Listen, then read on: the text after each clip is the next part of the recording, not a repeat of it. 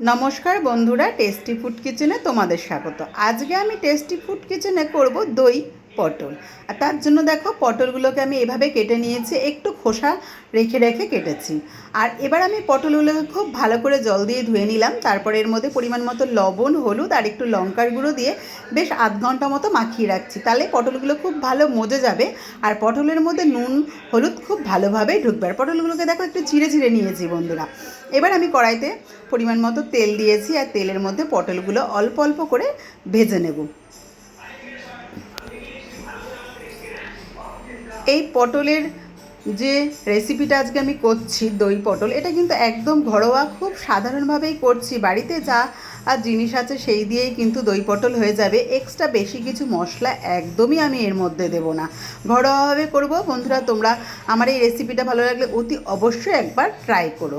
এবার দেখো পটলগুলো ভাজা হয়ে গেল, তার মধ্যে আমি একটুখানি কালো জিরে দিয়ে দিলাম। আর এখানে আমি 4টে মিডিয়াম সাইজের টমেটোকে পেস্ট করে রেখেছি। টমেটোটা একটু বেশি দিচ্ছি যাতে গ্রেভিটা হয়, তার জন্য।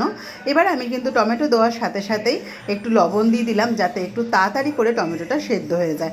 টমেটো দেওয়ার সাথে সাথেই তেলে তার সঙ্গে কিন্তু লবণটা দিলে খুব তাড়াতাড়ি কিন্তু টমেটোটা গলে যায়, তার জন্য। আর এখানে 4টে কাঁচা লঙ্কা চিড়ে দিয়ে দিলাম।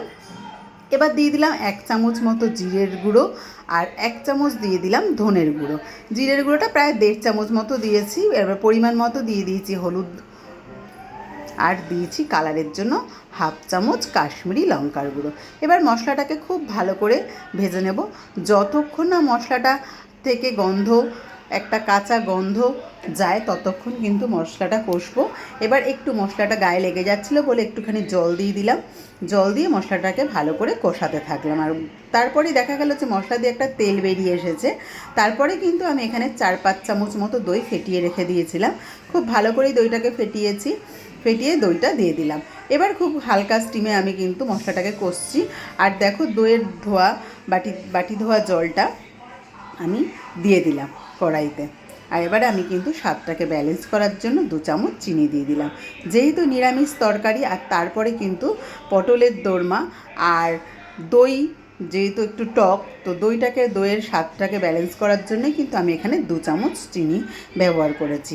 চিনিটা কিন্তু দিতেই হবে 2 চামচ, না হলে কিন্তু পটলটা খুব বেশি টক হয়ে যাবে। ভালো করে কিন্তু আমি পটলের সাথে মশলার সাথে কষে নিয়ে এবার আমি দিয়ে দেবো পরিমাণ মতো জল। খুব বেশি জল দেবো না, দই পটল সেহেতু ও খুব বেশি ঝোল হবে না, তার জন্য জলটা কিন্তু গরম জল দিয়েছি। আর জলটা কিন্তু পরিমাণ বুঝেই দিয়েছি। এবার আমি নামানোর সময় দিয়ে দিলাম 1/2 চামচ মতো গরম মশলা আর 1 কিউব মতো বাটার দিয়ে আমি এটা চাপা দিয়ে রেখে দিয়েছিলাম। চাপা দিয়ে রাখার পরে দেখো সুন্দর একটা কালার হয়েছে। আর পটল দেখতেও খুব ভালো হয়েছে বন্ধুরা, খেতে তো জাস্ট দারুণ হয়েছে। তোমরা একবার আমার রেসিপিটা ট্রাই করো, ভালো লাগলে লাইক কমেন্ট শেয়ার করে দিও।